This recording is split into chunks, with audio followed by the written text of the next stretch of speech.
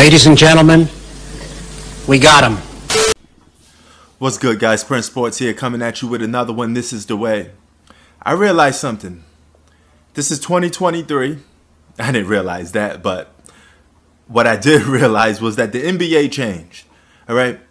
It went from a sport that was owned by the owners. They made the rules. The players were the players. The owners were the owners. Everything was balanced. Now we living in a day and age where superstars call all the shots. This is 100% a star-driven league. And the NBA, you got nobody to blame but yourself. You shot yourself in the foot. You created this monster. That is promotion, through social media, television, advertising, the individual star. This may be a team sport that goes 5-on-5. But at the end of the day, people never say, the Bulls won a championship. The Nuggets won the championship. They say Giannis won a championship. The Joker won the championship. Steph Curry looking for his 5th championship.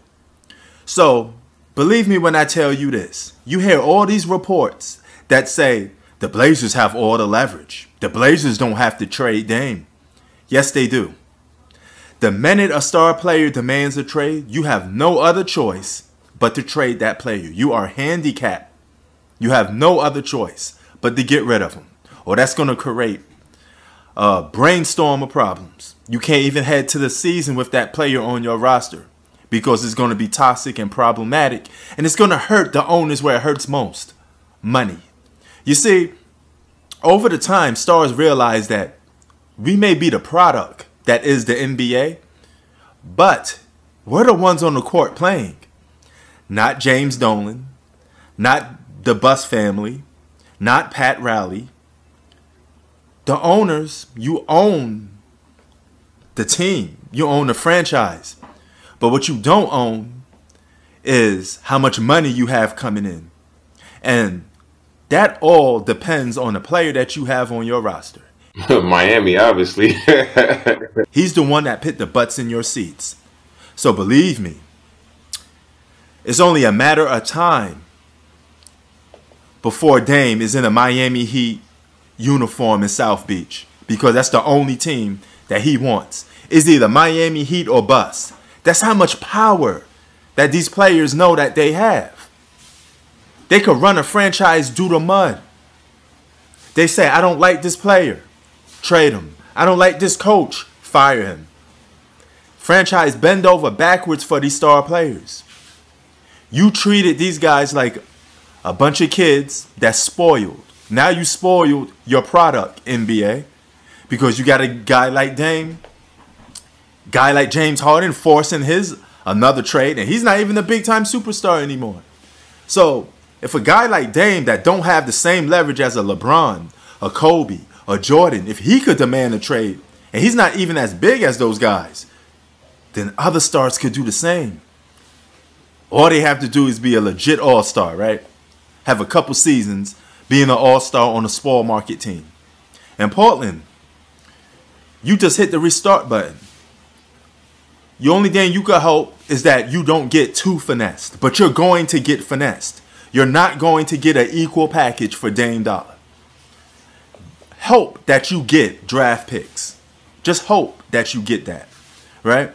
So, Miami Heat, look at them. They made it to the finals, but they lost a starter. They lost some role players. Now, they did replace them. But if the season was to start today, do you trust the Miami Heat to make it to the NBA Finals again? No. That Cinderella story is over with. You're not going to have a lot of seasons when the Miami Heat make it to the finals as an 8th seed. That's an exception to the rule. Being the fact that it's an exception to the rule means that it don't happen much often. So, they will not be title contenders if the season was to start today. If they really want to be title contenders, like Jimmy Butler said, the Miami Heat's #1 priority is to get Dame Dollar. See, that's a player telling you that the Miami Heat's #1 target is to go and get Dame Dollar. A player, not a GM, not an owner. A player is telling the world what the Miami Heat franchise needs to do.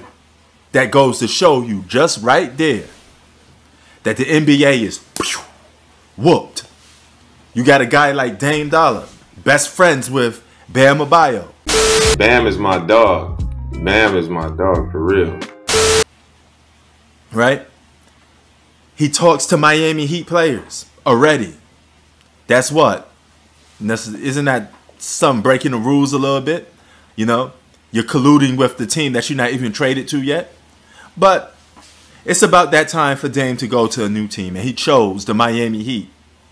Now, it's just a matter of time of that trade to go down, but will that make the Miami Heat the best team in the Eastern Conference? Because, excuse me, Bam Adebayo is a good player, but he's not a real all-star. He's like an off and on player. This is a guy that had to stat pad a little bit, had to put a vote in for people to try to make him an all-star. Okay? To me, it's not a super team if they go and get Dame. All right? They're going to have, yes, a big three of their best players, but that doesn't mean it's a big three that's devastating to the league and the NBA. All right? You got a guy in Jimmy Butler who's an all-star. I still don't look at him as a superstar. And you can make a fact that Dame Dollar is really not a superstar, but yet he gets superstar treatment. He gets a lot of non-blame. He gets a lot of passes, and he may continue to get those passes if he go to the Miami Heat. One thing's for sure, two things for certain. Dame Dollar controls the market. Superstars control the market. And that's just the belly of the beast of what the NBA is now.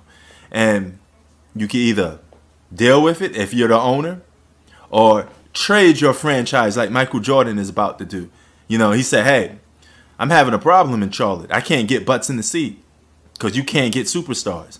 And that's how the league goes. Now, there's an exception to the rule for Portland. Portland fans, before I head out, I got to tell you this much. If you start winning games, overachieving, that will put people in the seats for a while. But the fact that you don't have a superstar, that will still hurt the owners' pockets. That's why owners don't want to get rid of superstars, because it makes them a shitload of money. And the product that is the NBA lives and breathes on superstars. Prince Sports out. Peace.